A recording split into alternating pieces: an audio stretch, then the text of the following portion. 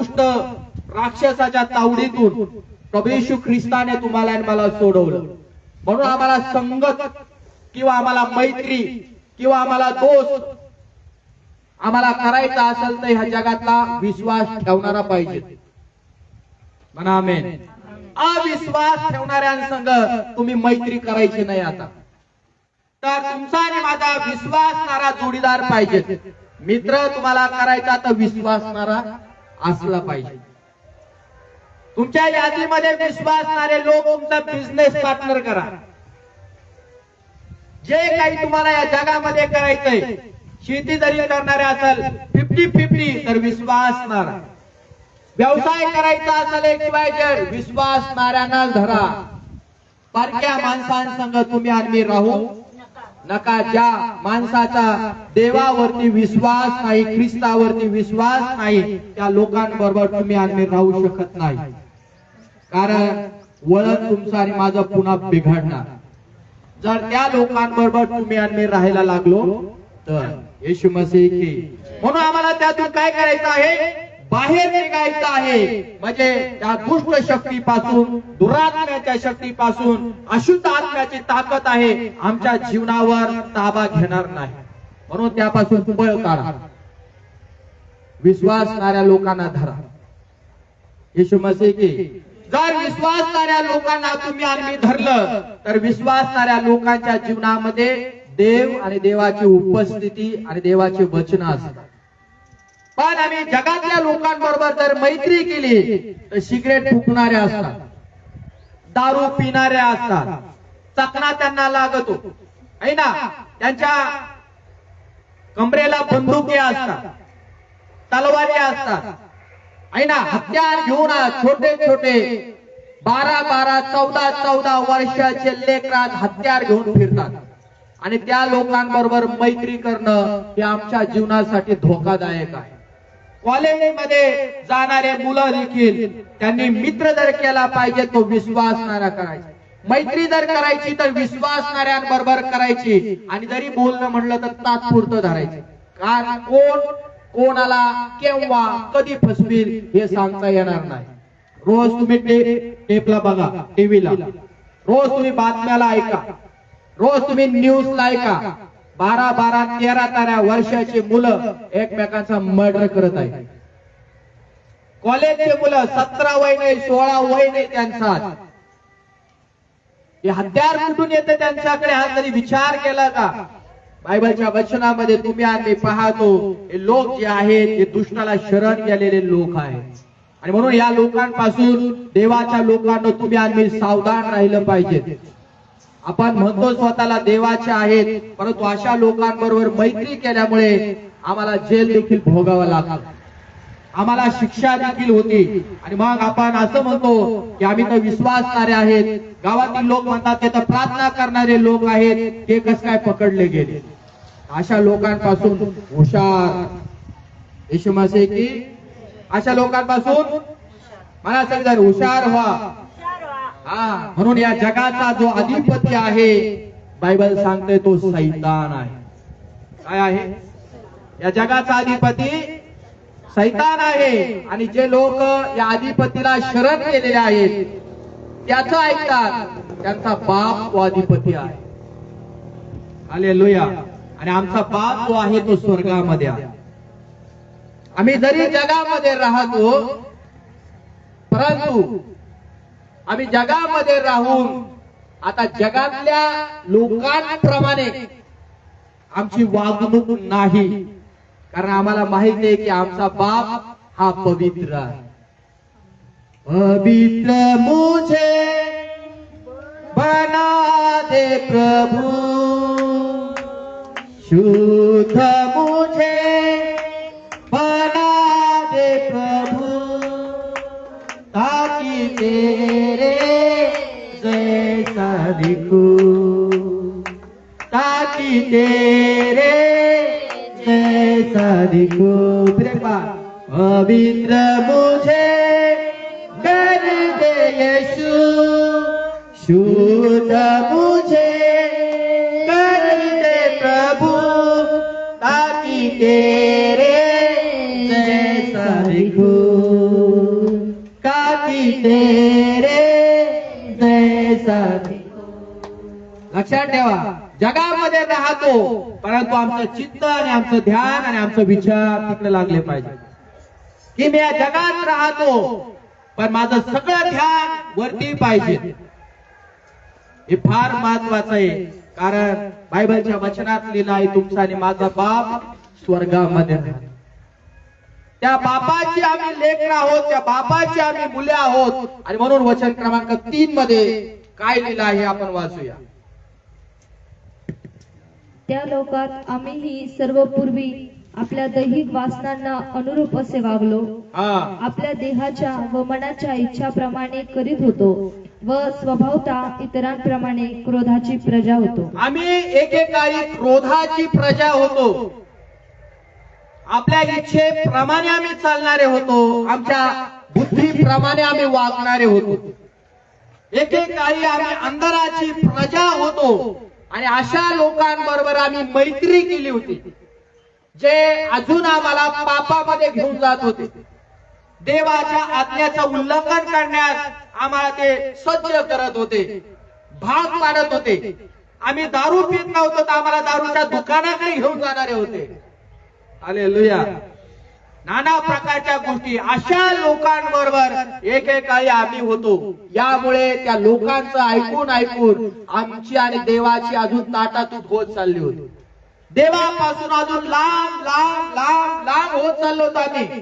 त्याचा परिणाम काय होता की देवाच्या आज्ञाचं जेवढं आम्ही उल्लंघन केलं, देवाचा राग, देवाचा क्रोध, देवाचा खूप आमच्यावरती भडकत भडकत भडकत चालला.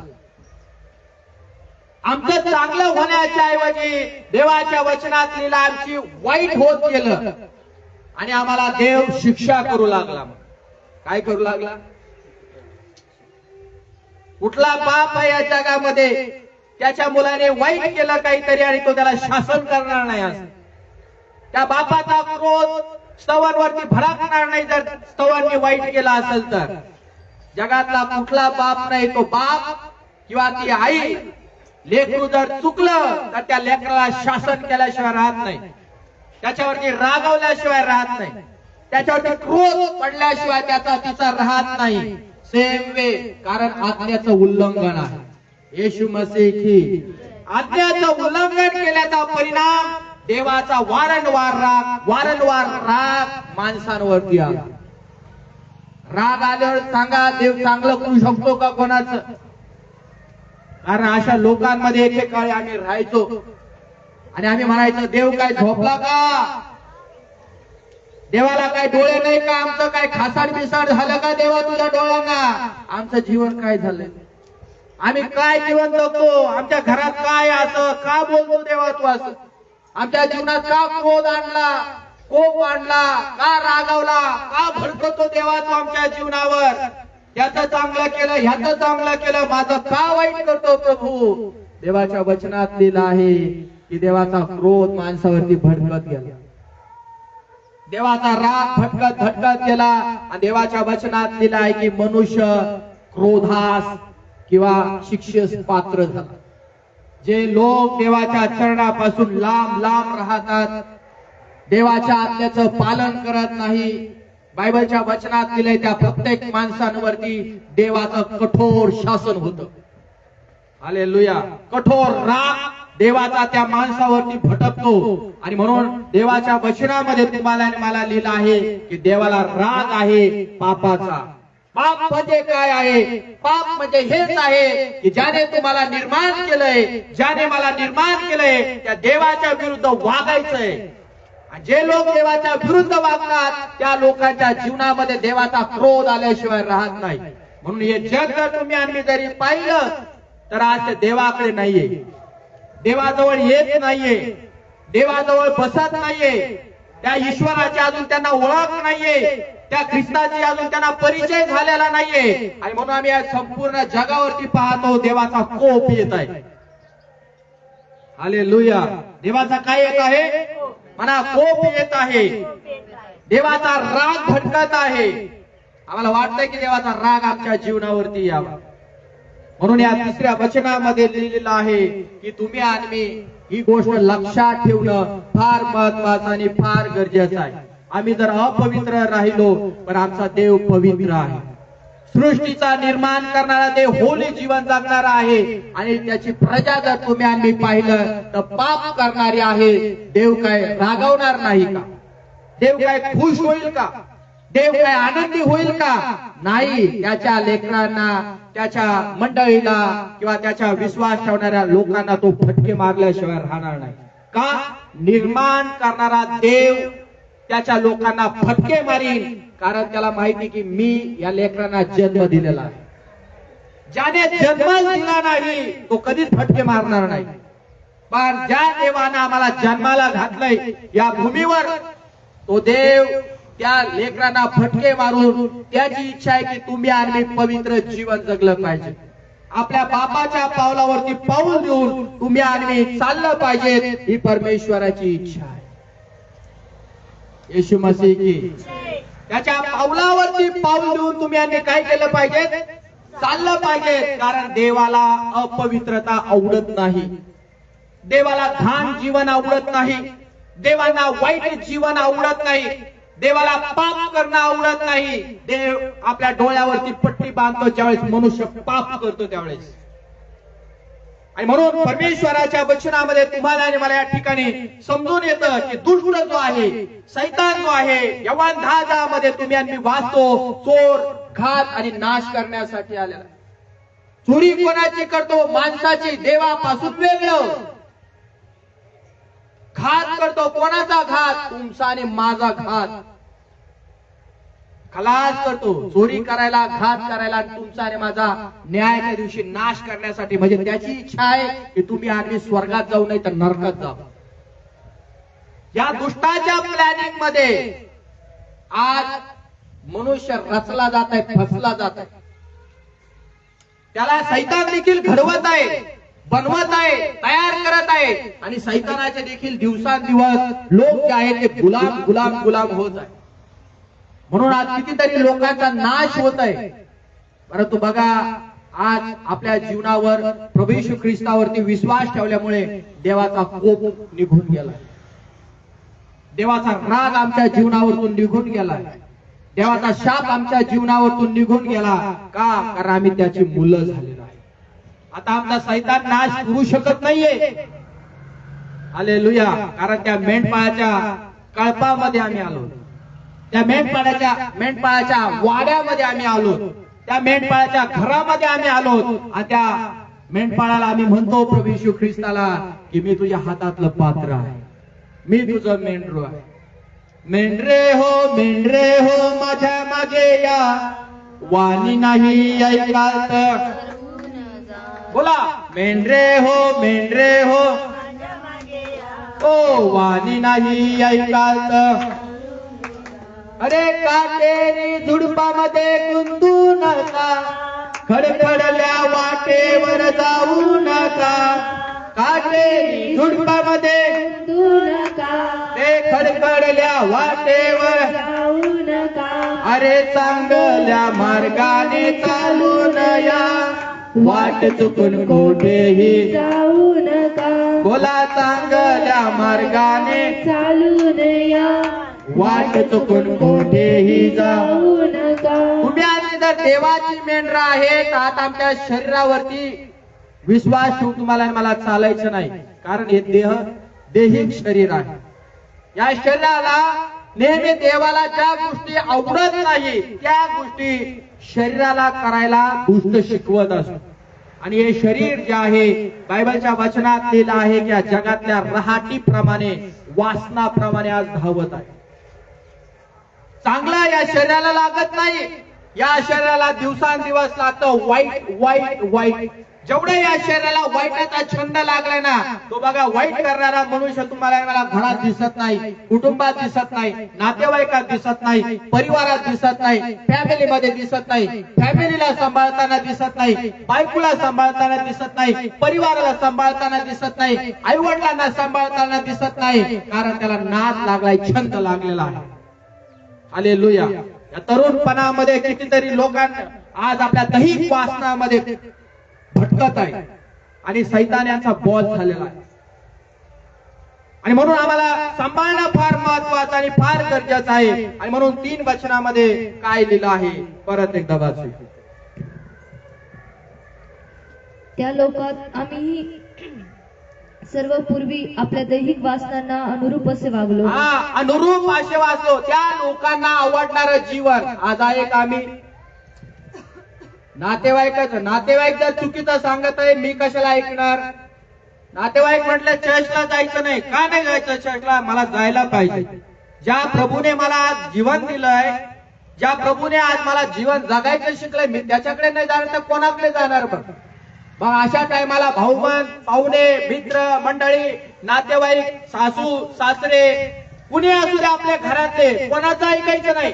जर देवापासून ते तुमची आणि माझे ताटातूट करायला जर लागले तर देवाच्या वचनात दिलंय त्यांचा बाप सैतान होऊन तुम्हाला आणि मला देवाच्या उपस्थितीपासून तो बाजूला काढीत आहे. अशा वेळेस देवाच्या लोकांनी विरोध करण्यासाठी उभा राहिला पाहिजे. घाबरू नका. अशा वेळेस देव तुमच्यावरती क्रोध काढणार नाही, तर तुमची बाजू घेऊन देव तुमच्या बाजूने लढेल. आणि देव म्हणा तू माझा मुलगा आहे, तू लढ, मी तुला शब्द देतो बोलण्यासाठी. ज्यावेळेस असे लोक आमच्या विरोधात उभे राहतात नातेवाईक, कारण त्या लोकात पूर्वी राहत होतो आम्ही, तर त्यांना आमचं जीवन आवडायचं, आमचं बोलणं आवडायचं, आमचा पैसा आवडायचा, आमचं धन दौलत आवडायचं, आमच्या गाड्या घोड्या त्यांना घेऊन जायला आवडायचं. पण आज आम्ही ख्रिस्ताला स्वीकारलं ना, त्या लोकांना आम्ही आवडत नाही. जगात म्हण आहे, लोक घोड्यावरती चालू देत नाही, लोक पायी पण चालू देत नाही आम्हाला. दोन्ही पण काटा करणारे लोक आमच्या जीवनामध्ये आहेत.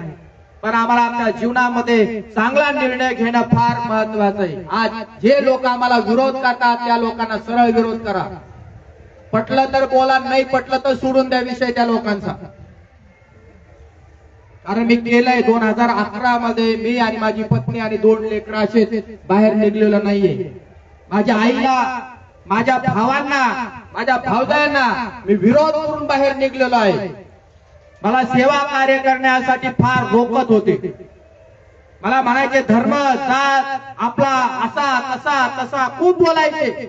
पण ज्यावेळेस मी एक गोष्ट ठरवली की देवाने मला बदललंय, देवाने मला चेंज केलाय, देवाने माझं सर्व लाईफ चेंज करत चाललेलं आहे, तर मी आईला देखील विरोध केला. कशासाठी? प्रभूसाठी. ज्यावेळेस आई मला थांबवायची, चर्चला जाऊ नको, आपला धर्म नाही तो, त्यावेळेस मी आईला म्हणायचं त्याने मला बदललं, त्यावेळेस धर्म नाही आला. मी तुझ्या इच्छेप्रमाणे एक एक शब्द वागत होतो, त्यावेळेस तुला मी आवडत होतो. आणि मी आज चांगलं काम करायला लागलो तर आई तुला मी आवडत नाही. मी थोड्या वेळ आईची माझ्या जीवनातून यादी कट केली. थोड्या वेळ बाजूला सोडला आईला, भावांना बाजूला सोडलं. मी आज त्यांना विरोध केला आणि 2011 मध्ये सोनईमधून मी बाहेर निघलो.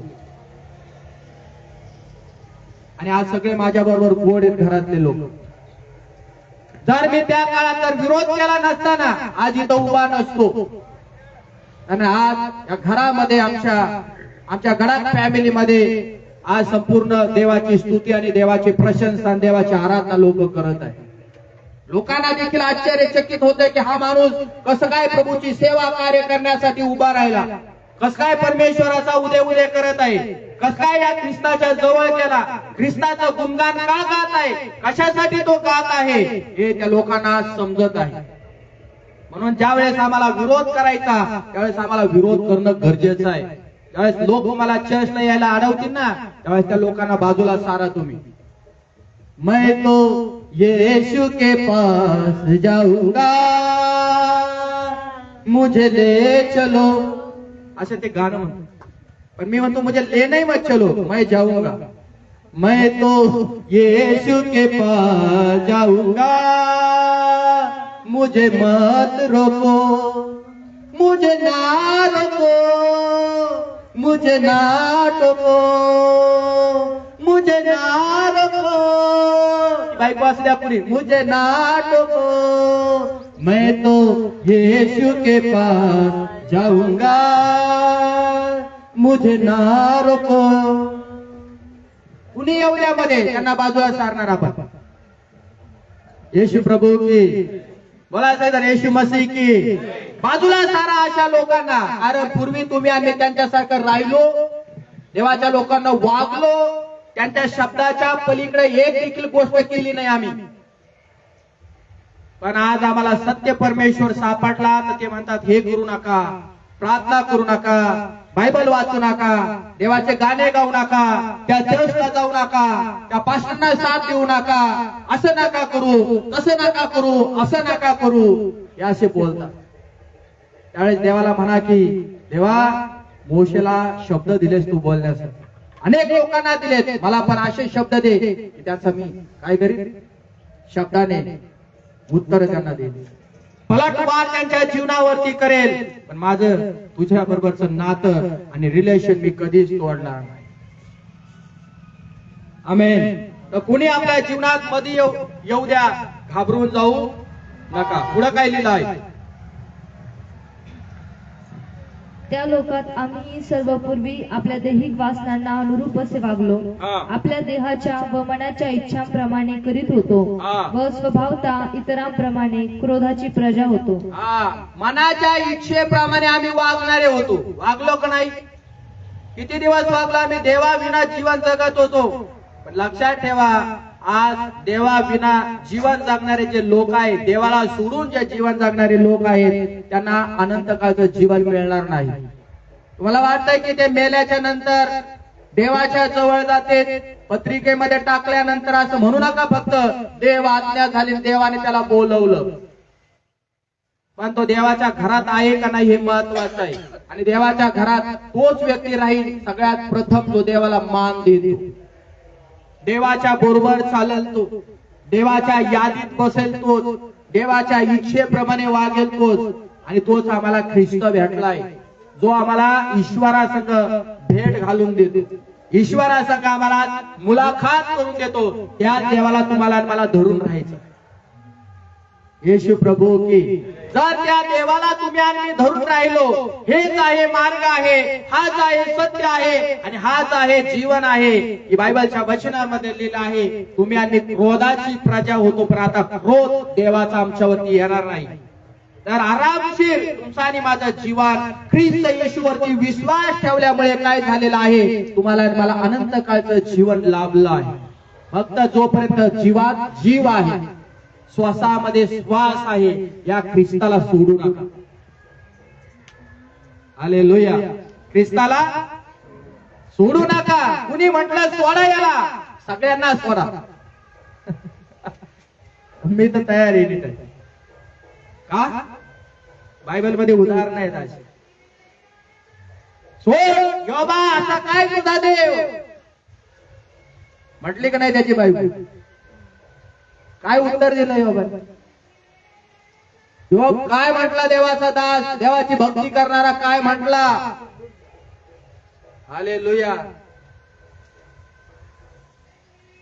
असे लोक आमच्या जीवनामध्ये ज्यावेळेस येते त्यांना बाजूला सारा, कारण आम्ही अनंत काळचं जीवन गमावू शकत नाही. आता ज्या ख्रिस्ताचा आम्ही स्वीकार केला, तो देव राजांचा राजा, तो देव प्रभूंचा प्रभू आणि देवांचा पण देव आहे. जर त्याला चिटकून राहिलो, त्याला बिलगून राहिलो, तर अनंत काळचं जीवन आम्ही हासिल केलेलं आहे. जोपर्यंत तो येणार नाही तोपर्यंत आम्हाला टिकून राहायचंय ख्रिस्ता बरोबर. आणि जोपर्यंत आम्हाला इथून प्रभू उचलून घेऊन जात नाही तोपर्यंत आम्हाला त्याची साथ सोडायची नाही. मेरे साथ तुम रहो ओ यीशुवे, मैं तेरे बिना जीना पाऊंगा. मेरे साथ तुम रहो ओ यीशुवे, मैं तेरे बिना जीना पाऊंगा. Come on church. Hallelujah, hallelujah, hallelujah, hallelujah, hallelujah, hallelujah, hallelujah, hallelujah. सोडायचं नाही देवाला. माणसाला सोडा, नवऱ्याला सोडा, बायकांना सोडा, सगळे सुटले तरी चालेल, पण देव नाही सोडा. जर देवासाठी जर ते मला आडवे येत असेल ना, मी घर सोडायला तयार आहे. तुम्ही नका मला, कोणीच नको मला. काय घेऊन बसले त्यांना? काय घेऊन बसले? भाऊबंधा, नातेवाईकाला, पाहुण्याला, मित्रमंडळीला, मुलांना, पोरांना, सुनेला, ह्याला त्याला काय घेऊन बसले? जर ते देवापासून तुम्हाला आणि मला वेगळं करत असेल तर ते नकोच आहे. काही काय आहे त्या तोंडात मी ऐकू शब्द, मेलेले बरे असे पोर. काय म्हणतात? मेलेले बरे अशा सुना, मेलेले बरे असे नातू, मेलेले बरे असे लोक. आम्हाला नको असे लोक तुमच्यासारखेच चांगले. काय याचा अर्थ काय? मैं सब कुछ छोड़ जावा, मैं सब कुछ छोड़ जावा, यीशु जी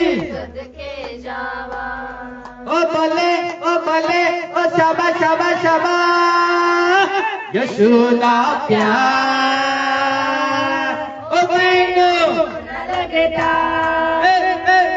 यशोदा प्यार ओ मैनू चंगा लगता, मैनू सोना लगता, मैनू चंगा लगता, मैनू सोना लगता, मैनू चंगा लगता, यशोदा प्यार ओ मैनू सोना लगता. सोन्यापेक्षा जास्त किंमत आहे त्याच्या प्रेमात. हालेलुया. कसं काय सोडणार त्याचं प्रेम? आम्ही सोडू शकतो? त्या दुष्टाला सुद्धा तुम्ही आम्ही चॅलेंज करू शकतो, अरे मी मरण पण ख्रिस्ताला सोडणार नाही. ऐक सैताना, ऐक,